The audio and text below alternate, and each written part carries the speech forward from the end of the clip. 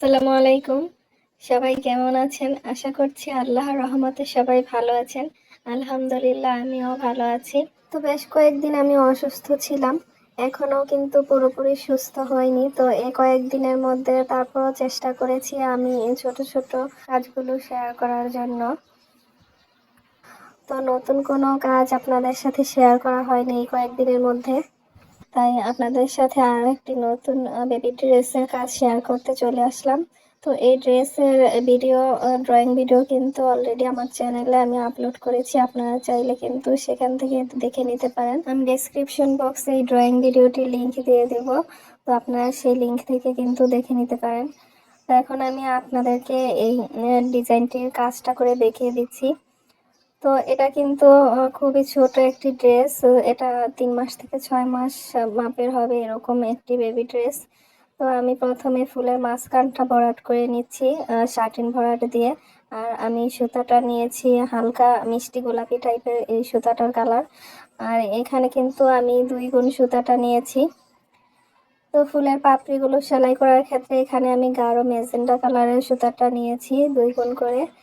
তো এখানে কিন্তু আমি শার্টিন ভরাটটা দেখুন একটু অন্যরকম করে করে নিচ্ছি।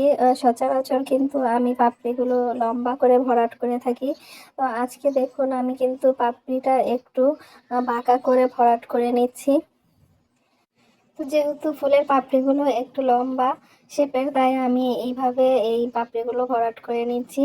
তো পাপড়িগুলো ভরাট করার পর দেখবেন আপনারা কিন্তু এই পাপড়িগুলো একটু ফুলে ফুলে থাকে, দেখতে সুন্দর লাগে। আর ফুলে থাকার কারণে কিন্তু ফুলের এই ডিজাইনটা 3D ডিজাইনের মতো লাগে। তবে আয়রন করার পর কিন্তু এই এই সুতোগুলো একদম মিলে থাকবে। ধোয়ার পরেও কিন্তু যতবারই আপনি ধোন তারপরেও কিন্তু এই সুতার ডিজাইনটা একদম মিলে থাকবে। তো প্রথম প্রথম কিন্তু আপনাদের কাছে মানে আপনাদের এই কাজটা ফিনিশিংটা সুন্দর নাও হতে পারে। তবে পরবর্তীতে কাজ করতে করতে কিন্তু হাত এমনিতেই এসে যায়, কাজের হাতটা খুব সুন্দর হয়। যে কোনো কাজ করার ক্ষেত্রেই কিন্তু কাজ করার পর কাজ করতে করতেই কিন্তু এমনিতেই হাত চলে আসে।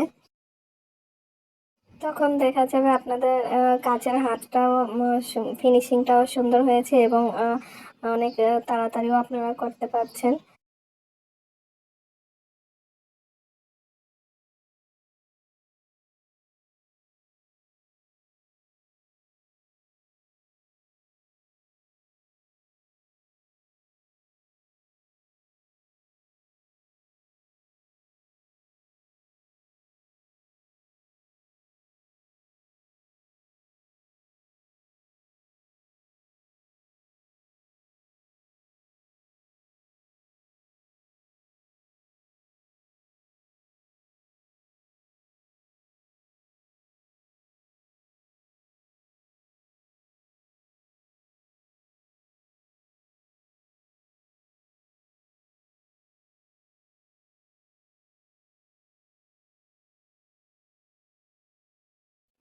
তো সবগুলো ফুলের কাজই কিন্তু আমি একইভাবে করে নিয়েছি। আশা করি আপনারা বুঝতে পেরেছেন আমি কিভাবে ফুলের পাপড়িগুলো সেলাই করে নিয়েছি।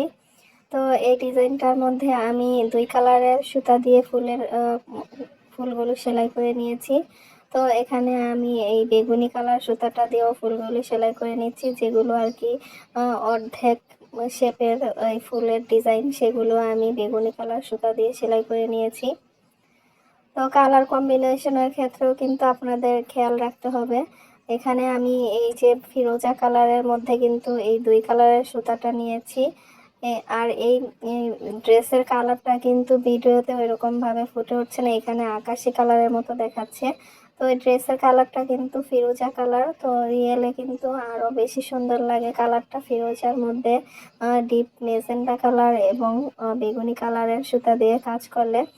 তো এখানে আমি পাতাটা করেছি সাদা কালারের সুতা দিয়ে, এখানেও কিন্তু আমি 2 গুণ সুতা নিয়েছি।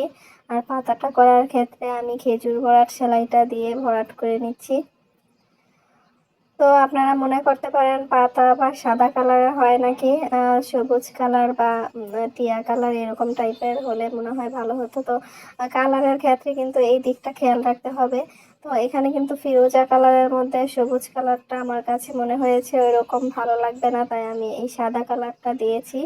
তো তো এখানে কিন্তু প্রকৃতির সাথে মিল রেখে যে পাতাটা করে নিতে হবে তা কিন্তু নয়। আপনার কাপড়ের উপরে যে সুতার কালারটা ফুটে ওঠে সেটাই কিন্তু আপনি কাজ করে নিতে পারেন সেই কালারের সুতা দিয়ে।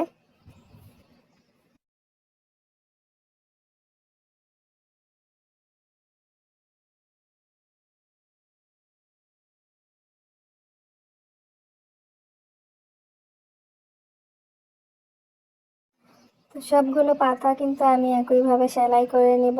এখন আমি ডালের কাজটাও কিন্তু এই একই কালারের সুতা দিয়ে আমি করে নেব। তো এখানে আমি ডাল ফোর সেলাইটা দিয়ে নিচ্ছি।